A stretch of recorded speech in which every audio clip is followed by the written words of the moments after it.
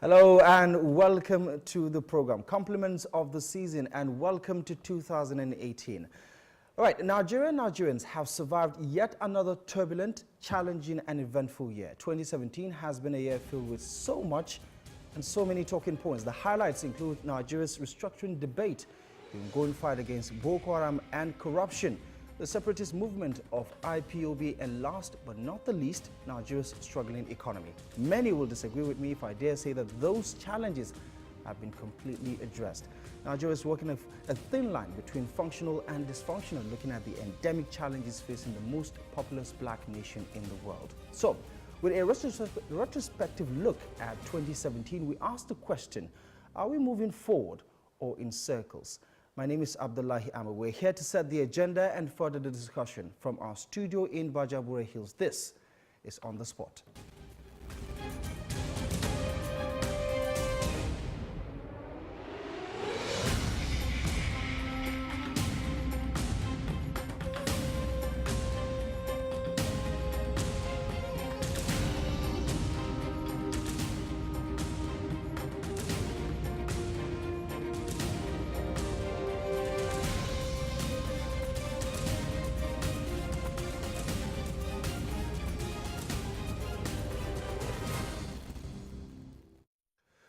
All right, let's get to the heart of the matter. Joining us on the program is Adamu Garba. He's a businessman, a politician, and a public commentator. What a rare combination. Thank you very much for joining us on the program. Thank you very much, sir.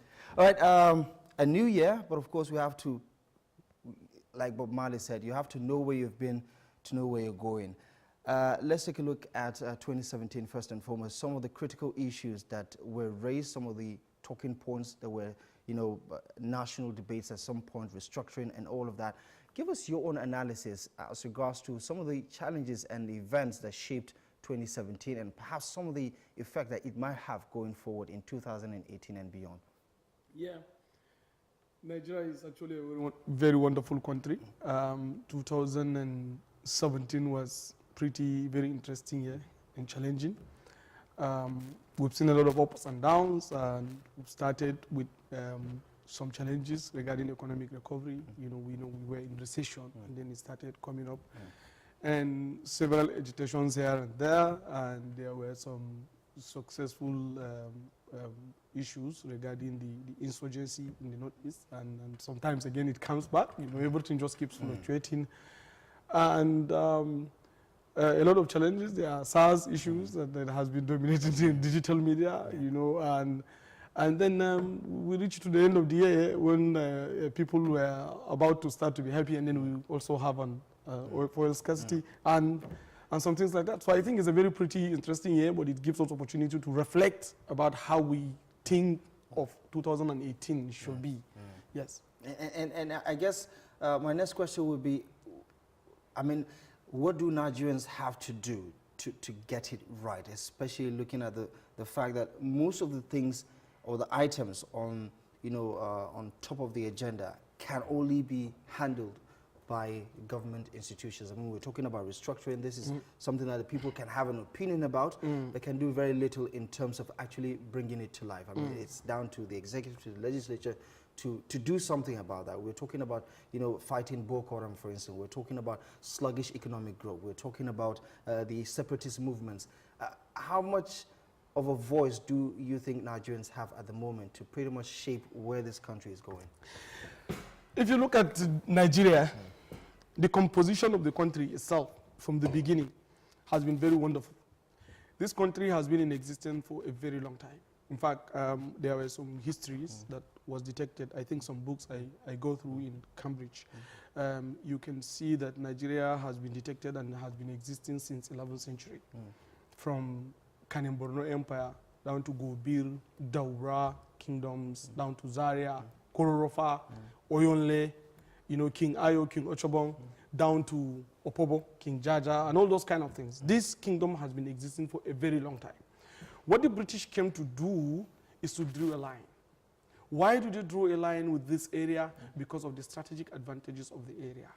But eventually, when they finished taking the market advantage of that area, they pulled out, and independence came in, and we now have very patriotic but regional protagonists in charge of the affairs of the country. So there was no deliberate effort in putting peoples together and create a nation. Everybody's first and foremost allegiance is to his own region. Now that sunk us into one of the most troubled situations that we will experience going forward from independence, and that's identity crisis. Any nation, or even an individual, once you have identity crisis, it means you don't know who you are. So the problem that Nigerians have generally is that we don't know who we are. We don't really know where we belong or what is it that this country is for us. You know, many people, before they identify with Nigeria, they identify with something else. Maybe I'm a Nigerian. I'm a Nigerian and I'm also a northerner. I'm a northerner. I am a northeastern northerner. In the northeast, I am a Muslim. In a Muslim, I am a Fula. You understand what I mean? You have a lot of identity cycle around Nigerians. So we became confused along the path. Nobody truly know who he is. And there is no nation that can actually succeed if you don't have a collective mission as one people confronting your challenges head on. And now this becomes the most divisive and the most confusing event that has been shaping the country from independence till today. And that is why you hardly have a collective voice around a particular issue, simply because different people have different identities and they have different platforms that they associate with differently, and they have different views in the way things should happen. And that is why we have a lot of confusion. Some people came up from the northeast and said, to hell with Nigeria, we have a caliphate and this is our country now. Now some people come from the east and say, no, to hell with Nigeria. We are Biafrans, we have our map, and this is what we should do. Now, this is just a beginning of what may continue to happen if we don't take conscious effort in uniting this nation. Because some countries have experienced similar problems. Our neighbor, Democratic Republic of the Congo, was a case in point. Congo was at point divided into regional warlords. Every region is being controlled by a warlord simply because people lost sense of direction. They lost it completely, the sense of unity and the formation of a nation. And that is what actually has shaped Nigeria from independence till today.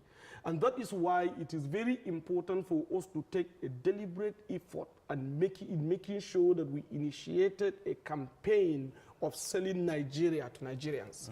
Nigeria itself, those kingdoms that I mentioned earlier had been existing together. It's a geography. You cannot shift it to another place. So we have been here. British did not make us. We made Nigeria ourselves. Now, we have been trading, buying and selling to each other. The reason why British drew a line and said this is Nigeria is because of the advantages of the country. We are very lucky. We have one of the longest rivers flowing within our hinterland. River Niger and the River Benue, about 2,500 miles. Now, British take that as a strategic advantage to their exploitation. You know, when you have a river system, it's usually very cheaper to transport your goods on river. In fact, 8 times cheaper compared to transport on the road. They exploit the natural resources within the country, put it into that water, and then transport it down to the shoreline around Atlantic Ocean, and then export it out. Now, this area also have one of the largest concentration of African population. Before slave trade was abolished in 1807, British were able to export up to 12 million slaves from that area through the Bight of Benin and the Bight of Biafra. Now, this area also is a concentration of numerous natural resources, from cocoa to palm kernel to groundnuts and to cotton. These are very strategic to British advantages. Now, the owner of Nigeria then, Sir George Goldie, you know, who owns the Royal Niger Company that gives back to UAC and Lever Brothers, you know, that we know it today, was able to use this advantage to pick all the resources he needs to further his enterprise. Now, when he left and then handed over independence to us Nigerians, we began to define it as something like a very rigid country that has a natural border. It's not having a natural border. It's a collection of marketplace. So Nigeria was actually supposed to be a market, not really a country where you need to defend it and put a lot of security to be fighting others against it. It's a country where you need to put bridges, not walls, and connect people so that they can buy and sell to each other, so that they can transact and live richer. So that if I'm sitting in Anambra State, I have access to 180 million markets. I don't need to pay border because I'm not coming from Ghana. If I'm sitting in Adamawa State, I have access to the entire Nigerian market. So if I sell something here in Adamawa State and I have the right connectivity to all other regions of Nigeria, that means I should be richer. You understand what I mean? So this is what the policymakers need to be thinking, and that is what's supposed to bring Nigerians together, not policy, not politics, but markets. But since independent, we focus more on the politics and abandoned the market. And then because of the concentration and the psychological effect of politics within people, we decided to even start running away from industries where the real market is and start focusing on our regional, jealously guarding our, you understand what I mean? So this is actually what I believe led us to the current situations that we are. And does this add to the argument that Nigeria is only working for some Nigerians and not for all Nigerians? Absolutely. When you have a dysfunctional system, when you have identity crisis, there is nothing you cannot experience. The first thing you have is, I don't know where I am, I cannot guarantee tomorrow. That's what identity crisis is. When a child is born who doesn't know his father, he will spend his entire lifetime to know where his father is and who he actually is. You understand what I mean? So this is the country that's the challenges that the entire country has. Even the political class that we usually say they steal money, they are corrupt, identity crisis will push them to do that. Because this country does not guarantee me the sustainability of my generation after me. I don't know what will happen tomorrow. So I need to look for safety net. Still, but then again, somewhere. What are the implications of this, endemic short-sightedness, especially when it comes to politics? I mean, we cannot look beyond the next election cycle. That's true. Now, the problem is, you can't build a country without having a structurally defined blueprint, a roadmap to the country's development. And in most cases, you have to define a timeline, a very longer timeline, where you expect to actualize step by step of your deliverables across the chain until you reach a point where you are looking at. We've never sat down and give ourselves a target of where we want Nigeria to be in the next 20, 30, 40, 50 years. Now, countries like China, after their Mao revolution, when Mao died, although he was brutal, during his Great Leap Forward and Cultural Revolution, but he was able to give them a sense of national identity. They were all now united as one force. There is no more Chinese coming from one region or the other. There is China. Now, we want to face one direction, and one direction is to build our country. He died somewhere in 1976, and then Deng Xiaoping, his next, immediate vice, took over the government, and somewhere around late 1970s, when Henry Kissinger was able to convince them, they opened the economy to the world. And they said, okay, now we are Politburo, and we have a plan to transform this country into one of the most fastest growing economy in the world in the next 30 years. And this is our blueprint. You people give us your allegiance to lead us to this direction in exchange for economic prosperity. China started its journey to opening the world, I think, somewhere around 1980, 1981. And look where it is today. Why is China today? Because of blueprint. Now go back to Singapore. Singapore, after British pulled out, they were a country without nothing. Empty place. A very small island. The only advantage they have is Strait of Malacca. And why? What is the advantage? Because Strait of Malacca, have almost 33% of global trade passing through that strait. So Lee Kuan Yew was able to call the entire Singaporeans and tell them, you see, we don't have nothing in this country. We don't have natural resources. We are not strategically located. We are located across the borders with vampires that will want to consume us. Even when we attempt to join Malaysia, they tear us away because they feel like we don't have anything. What can we do to fix this country? They sat down, they created a blueprint. 30 years after, they transformed to first world. Now, what about the United States? What about Great Britain? When King Henry VIII did his own revolution, and was able to separate church and state, and then create a parliament, and then allow people's intellectual property right during King William's to be protected. What happened to British? The first industrial revolution started. People have a roadmap. They created the first industrial revolution. Through that, second industrial revolution came up. Through that, third industrial revolution came down. As a result of the build-up, now we are transiting into the fourth industrial revolution, which is digitization. Now, this is the direction the world is taking. People deliberately define and design the kind of country they want to have. I mean, by default, Yes. from what you're saying, Nigeria is still in the dark ages. But I would love to get your take on the restructuring debate. Where does it fit into what you're talking about as regards to the evolution of nations? Yes, the trouble is, the reason why we are talking about this restructuring is our journey to define that our identity that we couldn't identify. We were in crisis. So we feel like, since we're in crisis, let's pick the pie on the table. When we pick the pie on the table, everybody should take his share. And then let's see, when we all ate our share, the remnants, we can drop to the center that virtually, to me, doesn't exist. Now, if you check the history of all these countries that I just mentioned, you can only grow and aim at prosperity when you understand the values you have and then concentrate resources to drive this value to actualization, transforming it to economic prosperity. All government that succeeds in the world have a deliberate structure that centralizes resources so that you can channel them to key areas. Now, let me give you a simple example in Nigerian case.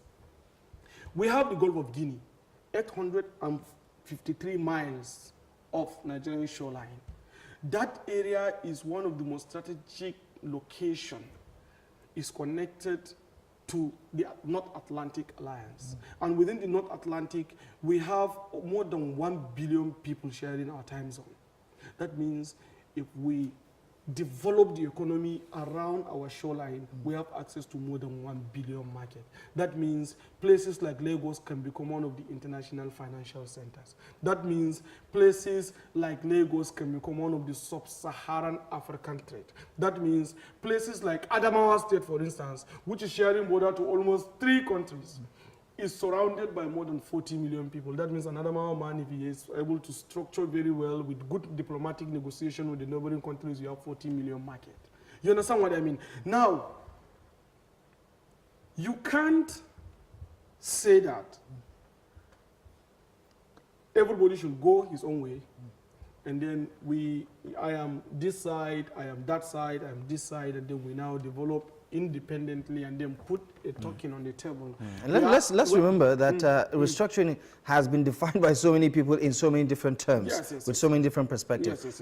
What perspective are you looking at this from? What I'm looking at is there are some key things around restructuring that are very beautiful, and it's actually part of the thing we are proposing. This is something that is part of our manifesto.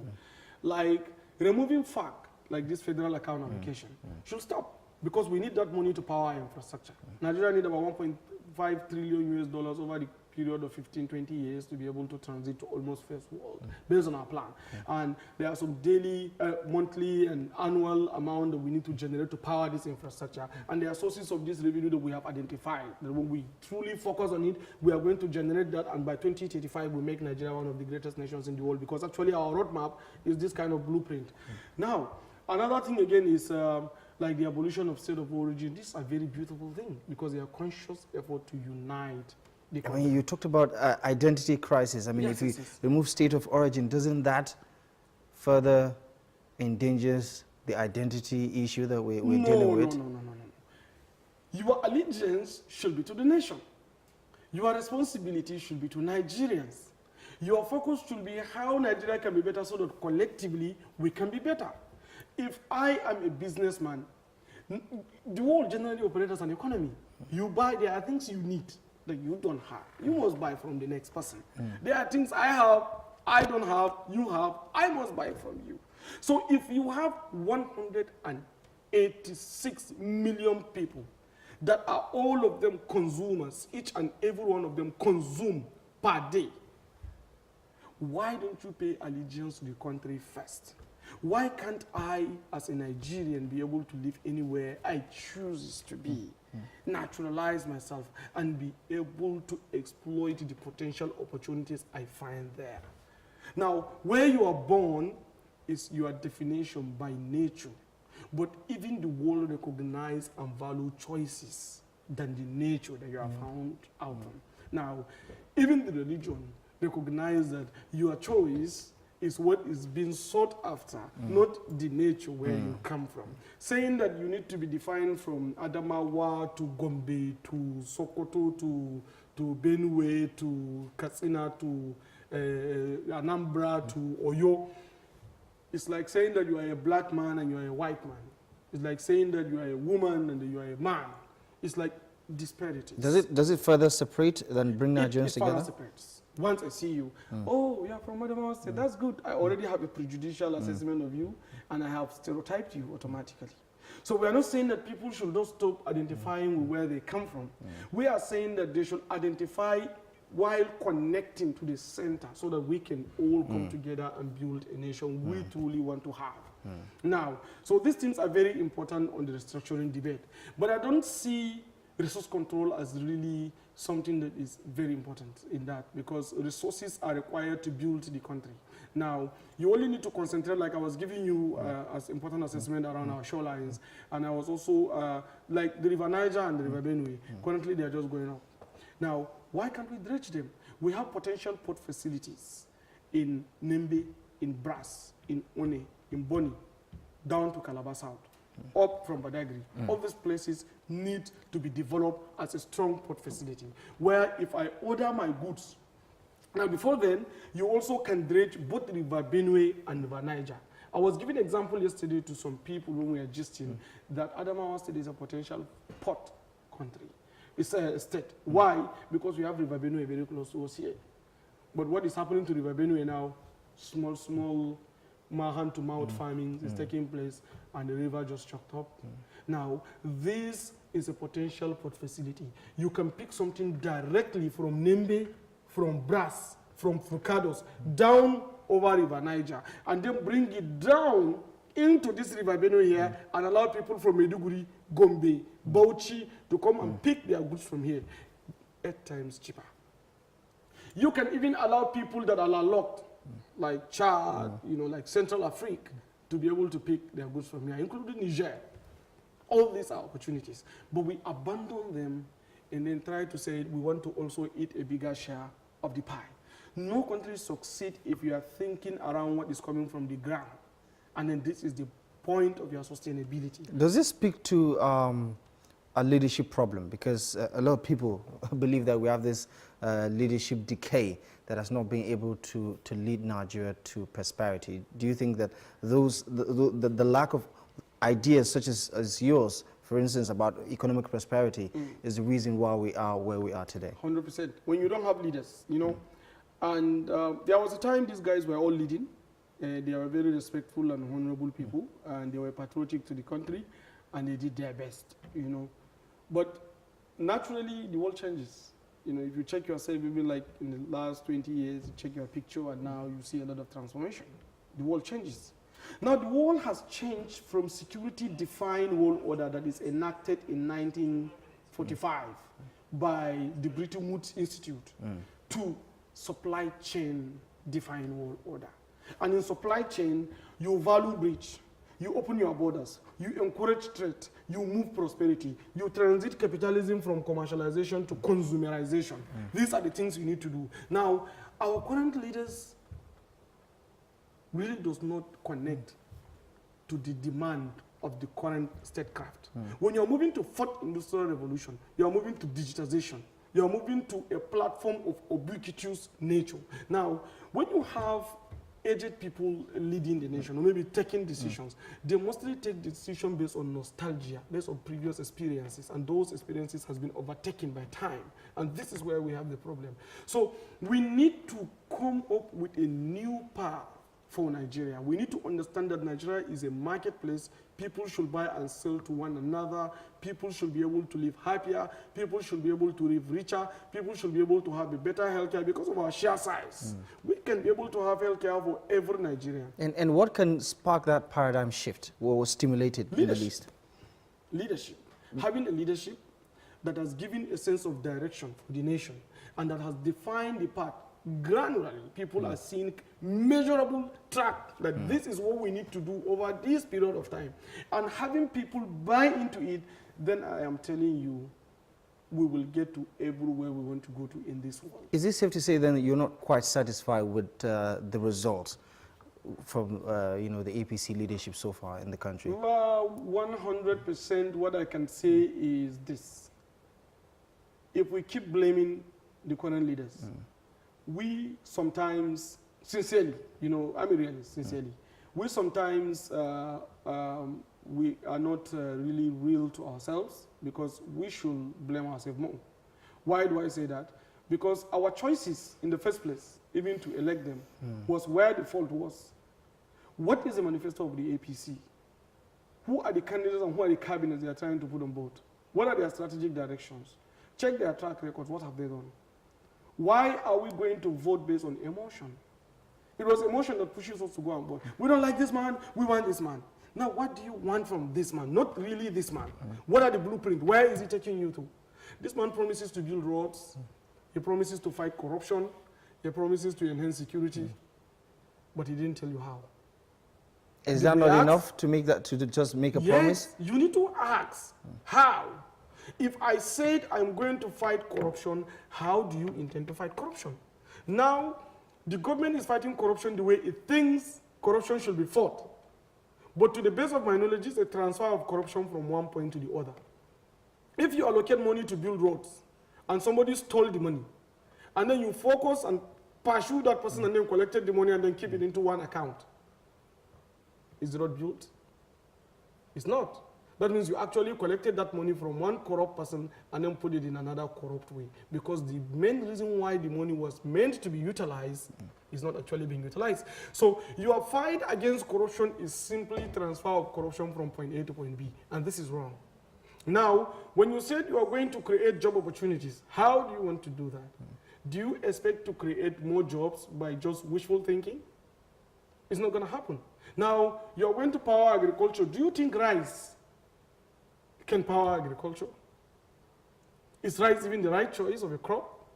Now, when you have a teeming population of 25.2% outside job, that's our joblessness statistics based on World Economic Forum standard.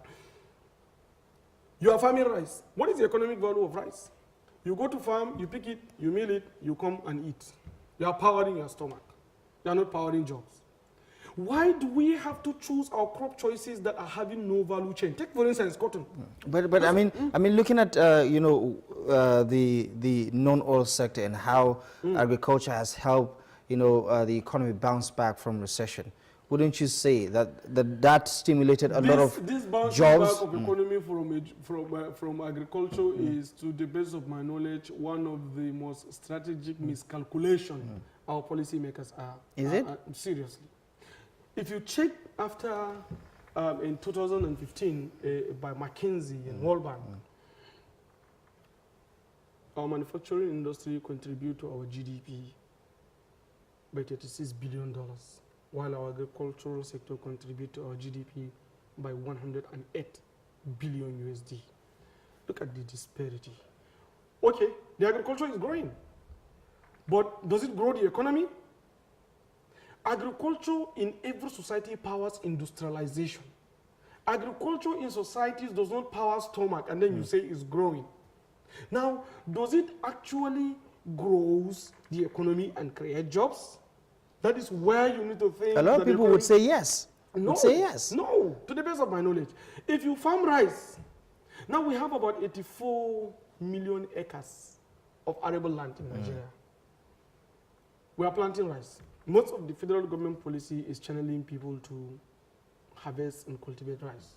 And then, okay, fine, you can cultivate it, you can take it to market, and a lot of economy will be generated, and few things can be exported, very narrow crops in raw form can be exported, like cocoa, you know, like palm kernel, you can export them, like rubber, you can export them in raw form, and then you are creating industries from the countries that you are buying. Because you are receiving USD from those countries, doesn't mean that your economy is growing. Having a raw cash coming into your economy doesn't mean that your economy is growing. Improving the productivity of the populace, that's what grows. Let me give you an example with cotton.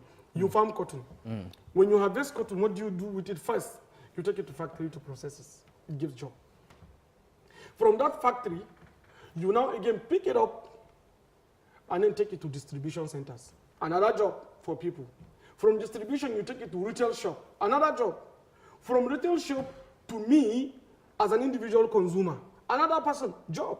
From me, I will take it to dry cleaner. Another job. From dry cleaner, he will buy detergent. Another industry is being empowered. And the chain continues. Now, when you pick a raw material and then take it out, you are doing gross injustice to the teeming population that doesn't have jobs in the country, because what you are doing, you are not actually powering the economy.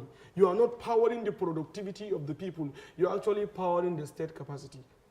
When you power the state pocket and the economy is not distributed, distributive, it becomes extractive. Once the economy becomes extractive, it impoverishes the baseline. And that is why we see rampant poverty in our society and high level of joblessness.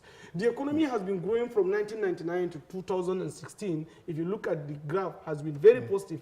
But the poverty graph has remained almost constant across the plain for this period of time. So there's a disconnection. Complete disconnection, because the economy is not distributive in nature. When you encourage people to farm rice as opposed to cotton, when you encourage people to plant sorghum and millet as opposed to granite, then you are destroying the economy.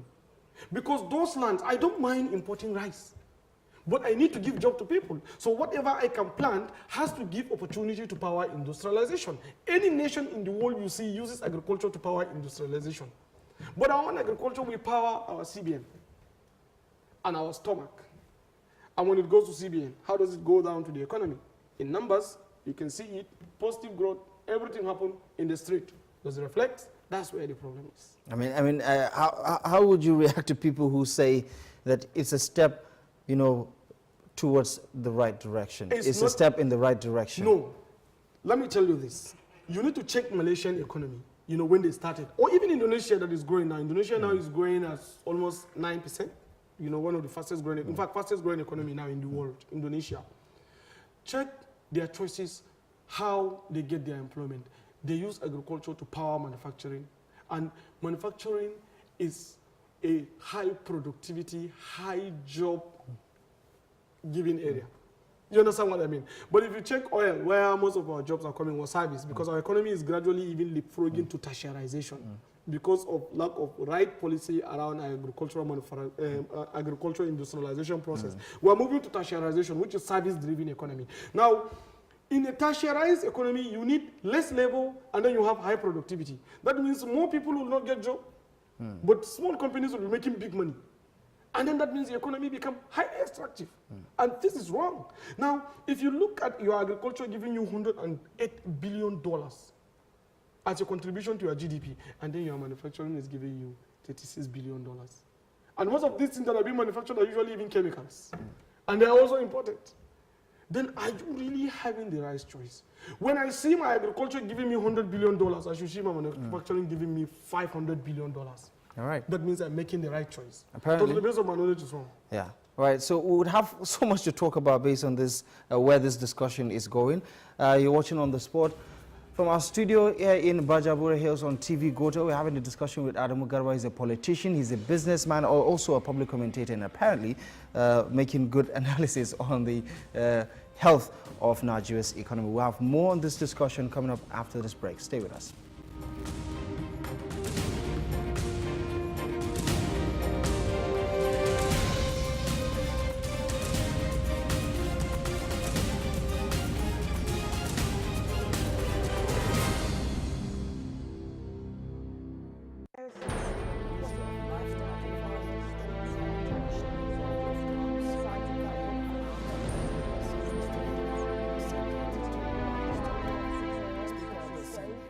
We are in an era where news travels faster than anything else. That's why we are factual and concise.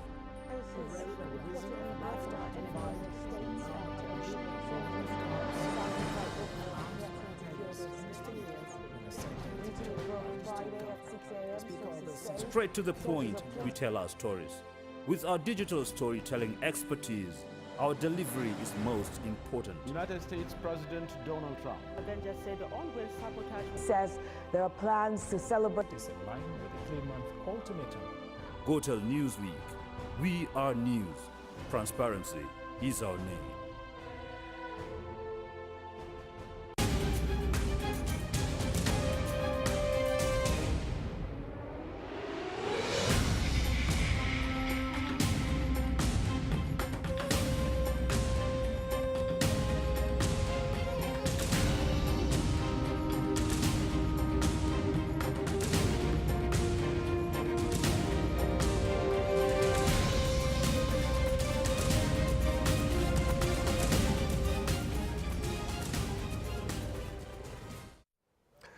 Welcome back to the program. This is On the Spot on TV Gotel. Today we're setting the agenda for the year 2018. It is a new year, and of course, a lot of Nigerians are quite hopeful, some optimistic about the fact that things are going to change in 2018 and moving forward. But of course, there's some other people who have various concerns, especially regarding some of those unchallenged issues that were faced in the year 2017. Join us on the program with analysis and insight into some of the national issues to be discussed in Nigeria is Adamu Garba, a businessman, a politician, and also a public commentator. All right, we're talking about the economy, and we can take all day talking about the economy, what is wrong with the Nigerian economy, and how best to go about salvaging the situation. But I mean, looking at the troubleshooting act of the APC administration, would it be safe to say that 2018 is going to be a good year for the Nigerian economy? I mean, the projections are looking good from the budget proposal and other things too. I mean, would it be safe to say that we're on a path to prosperity? Not being very critical about other things too. That's why you say I didn't pause a little, because to the best of my knowledge, when a budget is strictly funded by what you get from oil, something you didn't work to produce, something that is just coming from the ground, and something that gives you about 95% of your foreign exchange, Although our PPP is about 1 point something trillion, but our GDP is 415, and then what is powering our budget is something that comes from the ground. It's very, very optimistic to say that yes, this economy can be good in 2018 because it's fluctuating. It's driven by the oil price. The smallest crisis in one region of the world. It's a very volatile area. Very volatile area. So you can be optimistic, you can project, but you cannot do a long-term projection. And this is what is driving investors away. No, investors are very happy when they see sustainable growth, when they can predict the future. But it's very unpredictable. So to the best of my knowledge, we just hope the oil price stay up, and this is a serious problem. I mean, as an alternative, what do you suppose we do? Because this administration did promise to diversify the Nigerian economy. Have you seen anything tangible that suggests that that is actually taking place? The economy is relatively diversified. If you look into 86% of Nigerian economy is coming from non-oil sector, but 14% is coming from the oil sector of the economy. 86 is not from oil sector. Now, but the 14% that is coming from the oil sector gives you 95% of your foreign exchange. It means that this 86% is most cases depend on only 14% to power their productivity, which is a complete misnomer. It's a breaking point in a graph design. It's a very big breaking point. Now, Nigeria, whether we like it or not, we are dollar-driven because we are signatories to Bretton Woods Institute. We are members of the IMF and the World Bank. We are belonging to Atlantic Alliance. We are part of the North Atlantic shows. Whether we like it or not, we are dollar economy. The more is that a good thing or a bad thing? Very, very interesting thing.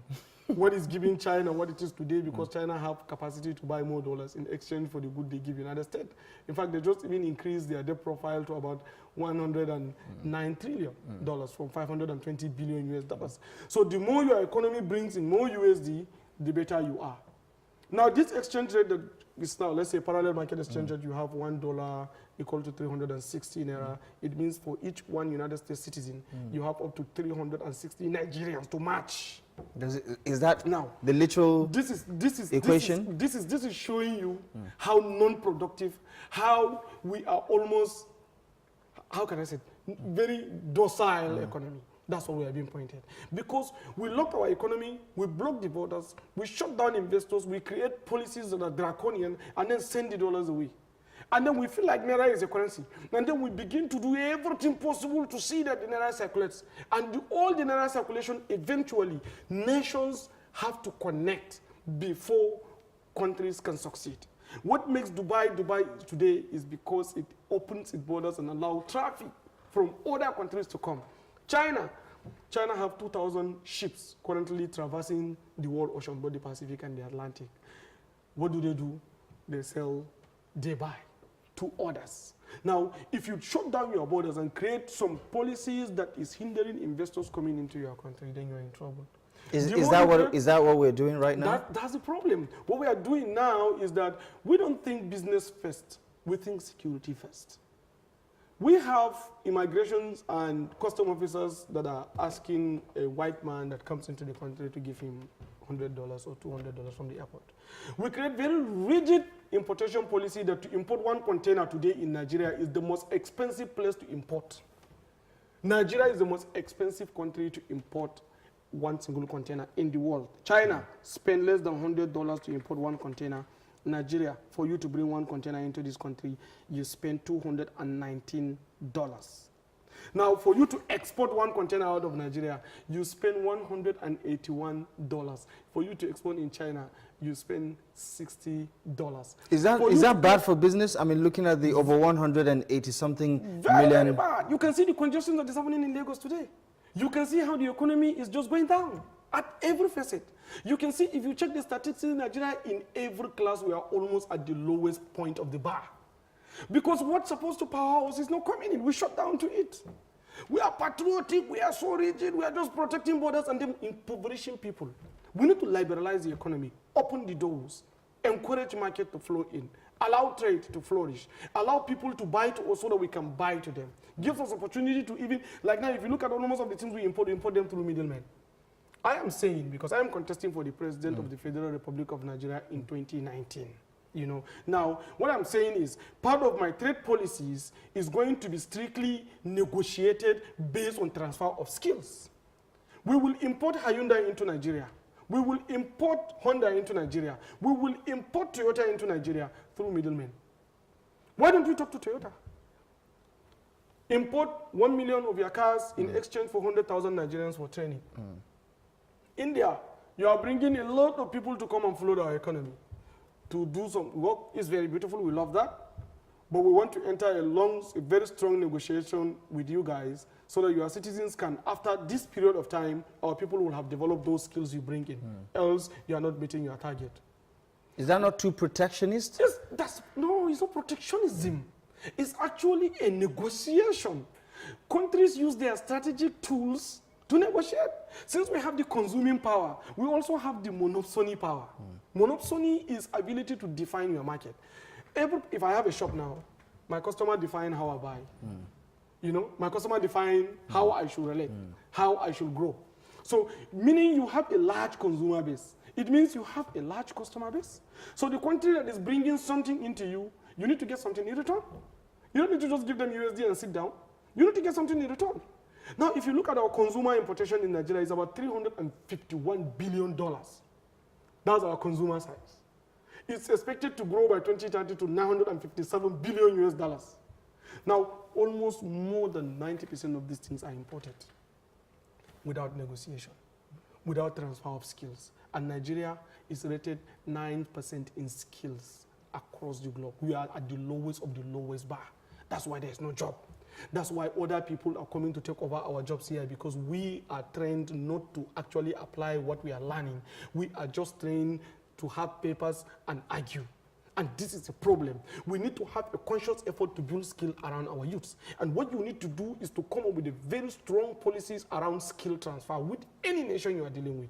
We know that Thailand, you guys are very good in producing this electronic. Maybe Samsung, we have a lot of large market for Samsung. We have a large market for LG in this country. Now, if we are buying LG, that means it's powering my people.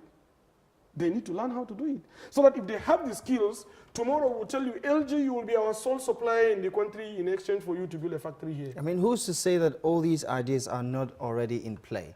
Clearly, if you look at our relationship with World Trade Organization, you know that we are not at all conforming to the TFA standard, Transport Facilitation Agreement standards. And why are we not? Because our economy is not liberalized. Structurally, we don't reform the country. We are so dependent on wanting oil.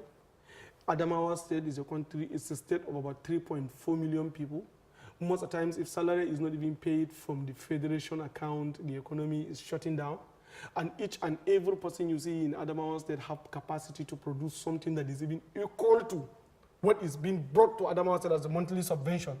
Because in the world, we have young people, 5 of them, that created a economy that is 8 times the size of Nigeria. Bill Gates, Jeff Bezos, Mark Zuckerberg, Steve Jobs, Larry Page. These guys together created a companies that is up to 3.6 trillion US dollars. That is 8 times economic size of Nigeria. Apple, Steve Jobs, is about 800 and something billion US dollars. That's almost twice Nigeria's GDP. That is creation of mind. Person using his talent, innovative capacity, and they're able to build something. And that thing now became economic value to the nation. Why are we not empowering the younger people? Why are we not giving them the platform to explore their potentials? Why are we dependent on something that is coming from the ground at the expense of the entire masses? Right. It's a problem. Let's switch gears and now talk about the youth and precisely talk about jobs, because that was something that the APC promised to deliver when elected. I mean, 3 million jobs a year annually. And according to the latest Bureau of Statistics figures, I mean, you don't even want to talk about the millions and millions of job losses experienced across the country. Over 3.7 in 2016. In 2017, that number has almost doubled. What are we doing wrong when it comes to job creation? Because, I mean, a lot of people get it wrong when they say government is going to, create jobs. A lot of it is direct, or some of it is direct, while most of it is indirect, because they expect the private sector to do so well that manufacturing can absorb a lot of qualified unemployed Nigerians or underemployed Nigerians into the system. What are we doing wrong in that front as part of our economic recovery? The government inherited a system that if you don't structurally reform it, you can never be able to succeed. Where the reason why we don't have jobs in this country, it has nothing to do with maybe a government will create the jobs. Maybe they promise you, but the only way you can create jobs is to give skills to people. It's not that there is no job in this country. To be very sincere with you, go and see most of the companies, the Gotel groups, the Glow, and many of them, you see a lot of Indians from senior management to top engineers, and other people from other countries. Okay, let's say there are no vacancies then. No. There are vacancies, but you don't have no one to put them in. Why? Because those guys, we don't have people who are qualified or trained or skilled. You don't have the people that have the skills to do those jobs. The world has moved beyond, I just know the papers. The world is now, I can make this fun. So what we need to do is to come up with policy to liberalize and allow skills acquisition to go into our schools. And that is why one of our manifestos is that we are going to transform the entire education system in Nigeria into skill-based training, VETs, vocational education and training system. And we encourage participation of industries into the realm. Now, like the primary school, we intend to take over the entire primary school away from the hands of the local government and use the subvention that is going to universities down to primary schools, and stop licensing private primary schools and upgrade Nigerian primary schools, all of them to the standard of, let's say, Concordia College, Concordia College, School in Nigeria. Now, you understand what I mean in Adamawa State, for instance. Now, there is no difference between a rich man child or a poor man child. All of you will have same level of education, high level understanding and foundation, so that we have the best brains coming up, ready to get the skills when they move to their secondary school. And inside secondary school, our target is we are going to institutionalize the secondary schools by connecting them to industries. Simply, let's say we have LMA Petrochemicals in Port Harcourt. We say LMA Petrochemicals, we need LMA Petrochemical Vocational Secondary School. Julius Berger, we need Julius Berger Construction Secondary School. If Julius Berger is construction roads in Adamawa State, you are not just constructing road to collect money. Now set up also secondary school. We need you to be permanent here. We will give you road, all the buildings of the road in Adamawa State, but we need people, our children, to know how you construct your roads. Now, we need Dangote's main vocational secondary school. We need UBA banking vocational secondary school. You understand what I mean? All institutions have to join the system. How easy is it to negotiate things like that? Very easy, because if you look at what they bring in tax, if you look at what they paid to ITF, Industrial Training Fund, and all other monies that comes to government through them, and then you know that with a small incentive from government, with them coming together, you have a PPP. That is a win-win. It's a win-win in the case that, because they have capacity to shape these children according to their needs. Now, they don't need to import somebody from other country to pay expatriate charges and pay in USD and this because they have the local skills. They shape their psychology, they shape their thinking, they shape their talent, they shape their skills, they employ them. So if you finish from Julius Berger Construction Secondary School, and then you are qualified, and Julius Berger, out of 100 of you, Julius Berger only employ 10, for instance, the remaining 100 will find jobs in other smaller construction companies. So that means you have skills. That is the only way you can build skills, and that is the only way you can empower job. Now, on the manufacturing sector, you have to talk about the crop choices. As I mentioned earlier, the crop choices should change from what you eat to survive to what you use to be richer. We need to run away from survival tactics to becoming prosperous and richer. Is there a difference between the demands of the manufacturing industry with regards to natural raw materials to what the agriculture sector can offer? Seriously, very, very seriously. Because if you check our manufacturing industries in Nigeria, most of them, they manufacture things from chemical, and we import chemicals. And the agriculture is dying. How many textiles companies do we have? If you go back to Adamawa State here, we have a lot of companies before, a lot of them. Why are they getting their raw materials? From the farms. But what is the situation of the farms today? Adamawa State now plant rice and millet and sorghum, some bits of granite somewhere, and cotton is almost non-existent. And this is where the problem is. The crop choices does not give manufacturing, does not power manufacturing, and the manufacturing does not power job opportunity. And the manufacturing died because we did not have strong energy policy that give us enough electricity supply. Let me give you another statistics from World Factbook, CIA Factbook. Nigeria have 80.3% of our electricity that we generate in this country is coming from fossil fuel, while only 19.5% come from the hydro that they are talking about. Hydro. You can see this disparity. You burn fossil fuel to give electricity. We have 2 billion tons of coal in Nigeria. 2 billion tons in Enugu, in Anambra, in Kogi, in Nasarawa, and Gombe State. 2 billion tons of coal. That with that, you can, if maximize it, you can get up to 20 megawatts of electricity. We have about 5.8 trillion cubic feet of gas under our land that we can connect pipelines, gas pipelines across the country. Not even more than 5,000 kilometers of gas pipeline, you power homes.